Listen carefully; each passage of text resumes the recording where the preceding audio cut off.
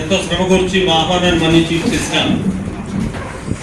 రఘురామ్ గారికి కూడా స్వాగతం తెలియజేస్తూ ఉన్నాం. వారు చాలా సీనియర్ రచయిత, నటుడు, నాటక ప్రయోక్త. తెలంగాణ స్ఫూర్తిగా కౌగిలించుకోవడానికి కౌగిలి అనే ఒక నవల ఎల్లూరు శివారెడ్డి గారి చేతుల మీదుగా ఆవిష్కరించుకోవాలి.